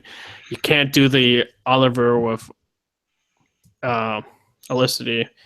So I'm just like, you can't do it. Just don't try. You're doing great as it is. Just don't focus on that, Don't overdo because it. that will be a fault for season 6. You're on the right path for season 5. Just don't fuck it up with season 6. But from here, I don't know where they're gonna go with season 6 though. Besides the flashbacks, which I just mentioned, I don't know present day who's gonna be the main villain. Could it be Vigilante? Who fucking knows? Oh, I know they're gonna reveal him in season 6. Oh. That's what they said. Yeah, what Yeah. happened to Vigilante? He was barely there. Yeah, exactly. So I supposedly, mean, I remember, 6. like, I thought, Adrian Chase was going to be Vigilante because wasn't he in the comics? Yep. And then all of a sudden, they surprised us with Prometheus. So, yeah. Mm-hmm. Exactly. But I think that's my thoughts. Like, for me, it's like one of my favorite episodes of Arrow to date. Along with, like, there's a lot of my favorites in season 2, but for me, I gotta go. Like, I had minor complaints. Like, I can't really tell you. Like, that was a jaw dropping moment at the ending, because I didn't think he would fucking do that. And just the action scenes and the mind games, and it's just good. So, like, for me, I had no complaint. That, to me, a 10 out of 10 episode for me. But let's go with Inspector. Let's talk about all those season finales for you, and you can I go in don't whatever order. I don't want Supergirl, so I have no opinion on that. I thought Flashes was lame. As you said, nothing else was really impactful except for the ending, and I didn't even think the ending was executed well. So, like, oh, you have to go. Like, I won't spoil it, but I don't like how they made the Speed Force into a prison when it should be a prison.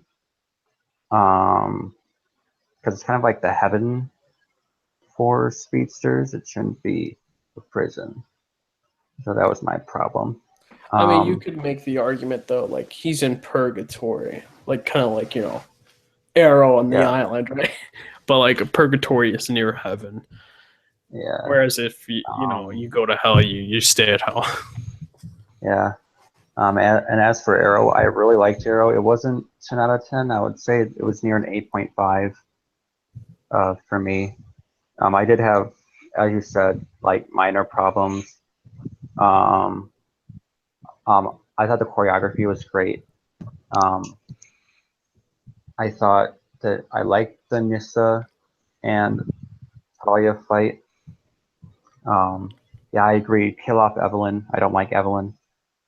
I want to see more Renee, because we get to see, well, because he was captured, but I like Renee. And I liked the ending flashback. That was great seeing season 1 Oliver, just like, because when I saw that, I was like, oh, that's like beginning of season 1. And I thought some parts were kind of predictable, like the double cross. Oh yeah, the Slate double cross. That was predictable. I saw that coming, but other than that, it was enjoyable.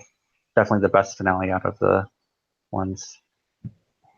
Yeah, and also, what would be interesting if they can do this right is if, let's say, Diana dies, right? And then you have Black Siren somehow has a redemption arc, then becomes a new Black Canary, which would be cool if they do it correctly and execute it well. But what do you think about that, Inspector? You think they would try and do that or no?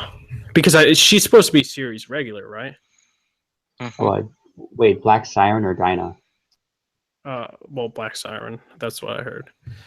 Oh, Well, whatever. Katie Cassidy is supposed to be series regular. Yeah, Black Siren. I thought you were talking about Dinah, like the other Dinah. No. Not Black Siren. I don't know what they're gonna do with Black Siren. It would be interesting to have her like. I don't think they're gonna put her on Team Arrow, but I don't know.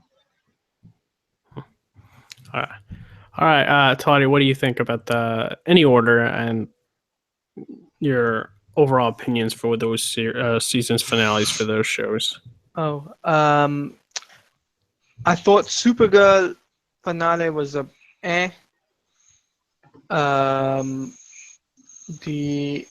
The Flash was mediocre, but it was very powerful towards the end. That's what I really think. And the Arrow one was like the best one out of them all. It produced a lot of action, and it brought back Deathstroke, which was a bonus. And possibly we could see something really cool for Arrow next season. But for the Flash and Supergirl, well, Supergirl, there is this thing where coming from Krypton or something like that I don't know about, but what can I say? The Flash, where would they go?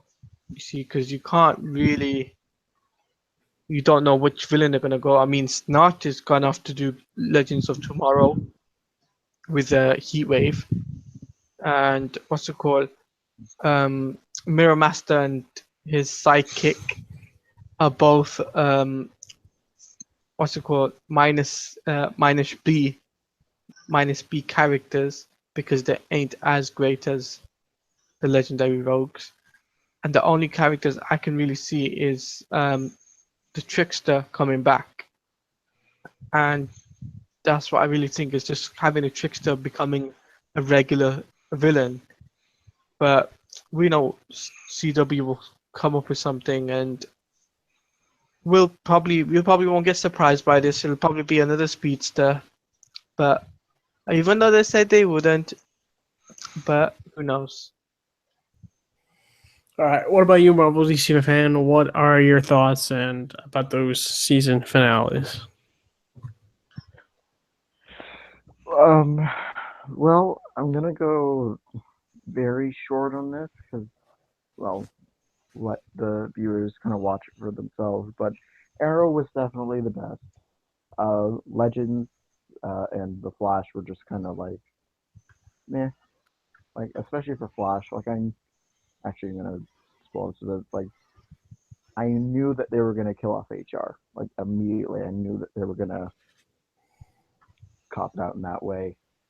Because like Iris is like, she's really important Flash character. So, and like HR, I didn't really like him to begin with, so it doesn't surprise me that they killed him off. But yeah, Flash was meh. Legends was meh, and then Supergirl was just kind of the worst. All right. What about you, Dangerous? What did you think about the finales? Well, Legends, I don't know what to say about that show anymore. Honestly, like, I know they have all these extra characters and stuff, and they wanted to like put them on a show and stuff, but I think, I don't know, they should kind of just scrap it, and like just put them back on the shows they're needed to be on, like like put Heatwave back as a rogue and stuff. Supergirl, that show, don't really care for it anymore. I mean, because I was debating like whether or not this should be like my last season watching it, or if I should watch it next season. General Zod is supposed to be the main villain for next season, so that's cool. But then again, I don't know what to think about that. I don't know if I'm gonna watch it. The Flash I was disappointed. You know, I think the whole season of Flash this year was kind of a disappointment. You know, they mixed two characters together, Savitar Godspeed. They make Savitar God of Speed, and make him look like Megatron and stuff. It didn't live up to the hype like it did in like season 2. I thought I was excited and stuff. Like, but then again, so the Thinker's supposed to be the main villain for next season. So he's kind of like a mind control type villain. So that should be cool. And then Arrow. Arrow has finally redeemed itself after 2 bad seasons. I love this finale. I love this season. Like, I just remember seeing the first trailer, like, of the Flash, and it was just like awesome. The Flashpoint trailer, and then seeing the trailer for Arrow, I was like, wow, this kind of looks bad. It's probably gonna be season 4 all over again. Wow, boy, was I wrong. Like, I loved Arrow this season. I remember thinking back last August, like how it'd be cool to have Deathstroke back, but I didn't think they'd do it, and then again they did it. I was mad they killed off Black Canary last season, but and they kind of jinxed us, like with the mid-season finale of us, thinking the real Black Canary is back. But then, Prometheus, like best villain since Deathstroke in season 2. Like the mind games and stuff, and it's like, who is Prometheus in all these theories? Oh, it's Tommy. Oh, it's his dad. Who knows? And then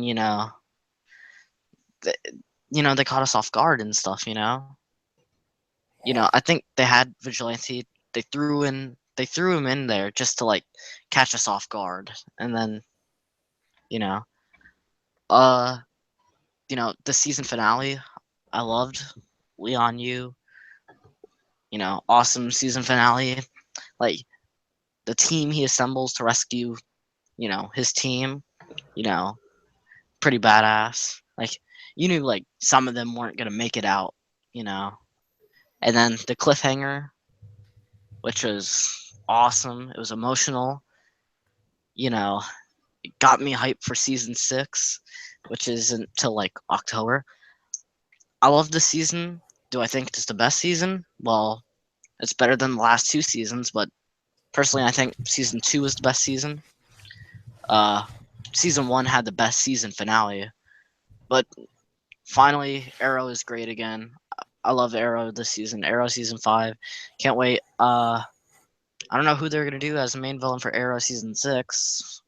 Hopefully, better than Prometheus, but I don't know. We'll just have to wait and see. Yeah, I give Arrow 10 out of 10. Hopefully they cancel Legends and make a Green Lantern TV show, which I think there was rumors that they were doing. What do you guys think about Black Lightning? I haven't seen the trailer at all, so can't I comment. haven't either. I've seen it, and I don't think I'm gonna watch it. But yeah, those are my thoughts on Arrow and the other season finales. Arrow is, in my opinion, the only good one. All right. Quick note to any Nights Watchers, and you know who I'm talking about. Anyways, essentially, it's code name for people who love Game of Thrones. Game of Thrones came out, the season 7 trailer yesterday. Broke some records, not gonna lie, for the most viewed trailer on TV history. Sitting at right now with a whopping 10 million views, or almost 11 million views.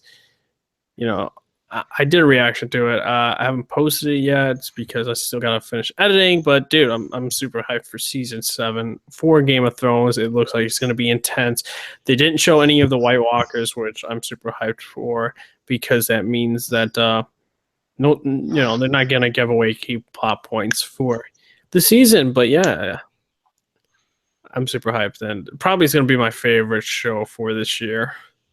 Because Game of Thrones, in terms of quality, never like decreases, and it always is great in terms of acting, in terms of dialogue, in terms of writing, in terms of twists and turns. Like, geez, and the battle scenes are just just awe. But yeah, have any of you guys seen Game of Thrones? No. No. No, jeez, you guys gotta get on there. One of my favorite shows. With that, I mean, with Breaking Bad and stuff. it's not like it's on Netflix though. Like Breaking Bad was. Oh yeah, oh yeah, man, you get a free month trial for HBO now. So Oh, yeah, that's binge true. it. And press like other, websites that have it. I'm just True. too lazy. Yeah, it's a good show. Yeah, I heard. It's almost done. It's like 8 seasons, so on season 7. So Yeah. well, we're going into the territory for the movies, which is going to be quite short because there's not much news about them, but we'll talk about them real quick. Venom. We just found out Tom Hardy will be Eddie Brock in the suit. So you guys think he's going to give his own voice to Venom? Yeah. Yeah. Yeah. Like Bane. Like, oh my! It's like Bruce. Do you know the darkness? Like that stuff. Yeah. What do you think? Uh, Do you think he's gonna wear an actual suit, or you think it's just gonna be like No. CGI? No, I don't think you can really make the suit It'll be like CGI. the comics. Like it's just no way. It'll be It has to be CGI CGI. because It's just no possible way. It's like I mean that's what they did for Spider-Man 3. They did it with CGI for the face of what's it called, the face texture, but the bodysuit itself was made out of the same thing that they used for Spider-Man suit. So I don't think they'll go in that direction again. and plus, I think they'll make him bigger than that because Yeah. the Venom in Spider-Man 3 wasn't that big. No, he was small. How do you Yeah. guys feel about it not being in the MCU? I mean, That's- we talked about it before, and I'm just like, I've said it. It doesn't make sense. So why they're doing this? And now they're basically forcing the MCU not to use that character or villain in a potential Spider-Man movie. And I don't know what they're trying to do. They may want to test the waters and see and be like, oh, we sit back and put them in this universe, which doesn't make sense to me. Yeah, it's Then like it has to be another Spider-Man, which then causes more problems. And I thought it was interesting though with the casting for Tom Hardy because he's a talented actor. I've seen him in plenty of movies, and he's Yeah. really good. Which I'm surprised that they got him for this film. yeah. I mean, I thought know many doing it. people were speculating he might play like the new Wolverine or something like that. But Oh yeah, no, now it's not gonna happen. I mean, It could. It could, like the Josh Brolin situation where he's Thanos and Cable. I honestly forgot about Josh Brolin as Cable. Honestly, So yeah. Oh, but what was I gonna say?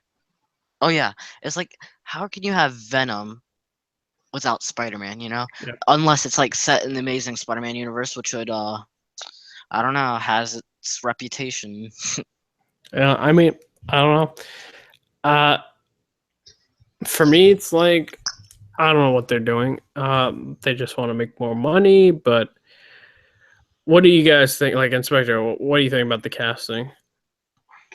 I think it's fine. Tom Hardy is a good actor. Mhm. He's interesting. Were you surprised about this, or were you just like, I really don't care who they get to play Venom. I'm not really connected to Venom in terms of character, so okay? it doesn't matter to me. I got you. Yeah, I love Venom. I love Carnage. So I thought that was interesting. What about you, Taladio? I think it's a good choice to play as the actor to be Venom, but I just wonder how the critics will take it. Like when it comes time to the movie, Oh yeah, they'll be it like, might get "Oh, destroyed. yeah," they'll be like, "Oh, so what do you think about Venom comparing him to Bane? Oh, Bane was a lot, stronger and built, and you're playing Venom, and you'll get that comparison." And Mm. I feel as if they shouldn't do that, um, but I do think it was the right choice as a character because he's one hell of a talented character. I mean, actor. Um, I mean, he's got the physique. He has got, he has got the persona to be Venom. So what else is there to really say? Yeah, I know. What about you, Marvel DC fan? What do you think about the casting choice? Um, it was I was a little surprised, but then I was looking over it again, and it works. It, I thought they'd probably get Tom Hardy for Wolverine, which I wouldn't want him for Wolverine just because I don't think they can recast Hugh Jackman. It's just too it's too into my head. But as Venom, I think he could work. Mm-hmm. Yeah. What about you, Dangerous? Oh, What do you think? I mean, I never thought about it until now, and you know, I just wonder how they're gonna do it without, like a Spider-Man, connected to that universe. But maybe they'll figure something out. Oh, by the way, there is actually some new movie news, comic book related. If you want me to share it. All right, you can. So you guys know the original Gambit director, Yeah. Doug Liman.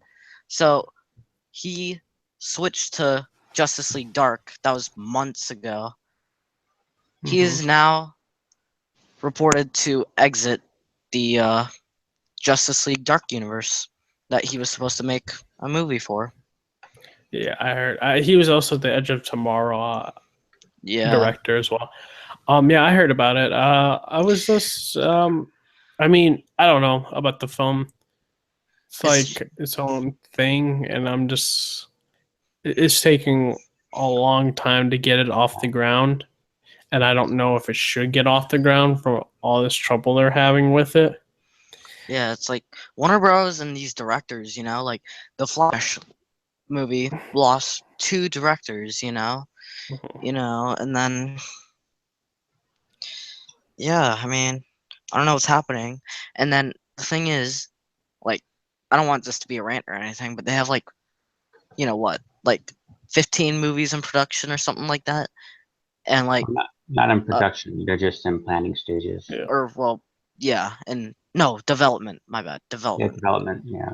Yeah, 15 plus movies in development, and like the past few movies you had haven't even been reviewed like positively. It's been mixed, so I mean, I think like they should just hold off on those, don't get like writers too soon and stuff, just wait till like after Justice League, and then plan it out, because I mean, it's not really like Jeff Johns' like fault or anything. It's no, more I like wasn't saying it was, yeah, yeah. No, I got you. Jeff I just Johns wanted, is, I just wanted like people to know that. But like, it's more like yeah, Warner people Brothers. blame him for Green Lantern 2011 when like they kind of rejected 80% of his ideas, Mhm. so it's like, Okay, I think we should move on, guys. We're kind of going a bit over time. All right. Yeah. Quickly, also, Black's. They got the director for Black Cat and Silver Sable, and it's Gina Prince by the Wood. Hopefully, I pronounced the last name right. As they're directing that film, and she also directed the pilot for Marvel's Cloak and Dagger TV series, and is also supposedly in negotiations to direct this film, which is interesting. I mean, I haven't seen Cloak and Daggers because it hasn't come out yet. So, what do you guys think about this type of news? Because Sony's trying to basically have this universe get off the ground. So, what do you think, Inspector? I don't care about this movie. So. All right. What about you, Talati? Yeah. Yeah, I have no interest. All right. What about you, Marvel DC fan? Well, I don't know. Like, I'm not interested at all. Like, who really cares about Silver Sable, like Black Cat, like those characters should be reserved for like a Spider movie or something like that. But like, if Cloak and Dagger comes out, and if that's good, people like it, and maybe it'll change my thing a little bit. But for right now, I couldn't really give a shit about it. All right, what about you, Dangerous? What do you think? Honestly, this feels like one of those situations where it should just be an animated movie, like, cause who the hell wants to see this movie? Like, this and like Gotham City Sirens and stuff. It's like, I mean, yeah, it's like, who wants to see this? I mean, just make it an animated movie.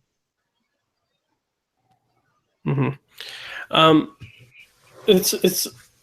I'm even reading comments like, "Go home, Sony, you're drunk," and it's just like, I hope these movies fail.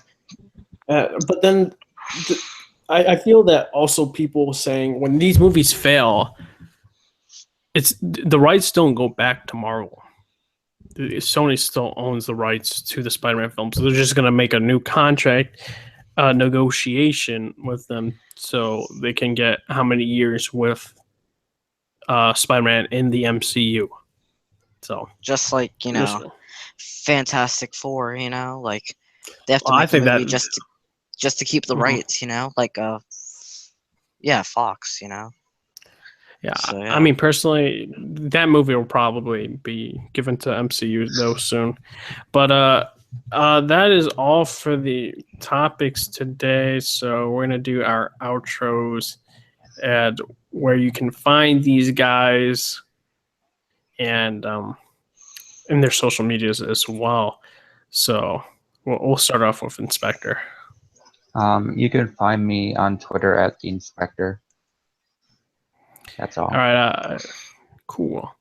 And he does comic book reviews on his Twitter page. So if you like to know what runs you want or what are the best quality runs for comics in the DC Rebirth, hit him up. And Taladia, where can they find you? You can find me on Twitter at mtaladia. Also, you can find me on YouTube, which is Taladia Plays. And also, you can follow me on Twitch, which is twitch.tv/Taladia Plays, where I'll be doing Injustice 2, Friday the 13th, and many more of the games. All right. Marvel DC fan, where can we find you? Well, you can find me on Twitter at COCK_XC. Also, there's my YouTube, just Marvel DC Fan X99. I also have a Facebook too, just Marvel DC Fan. You can find me on Facebook, whatever.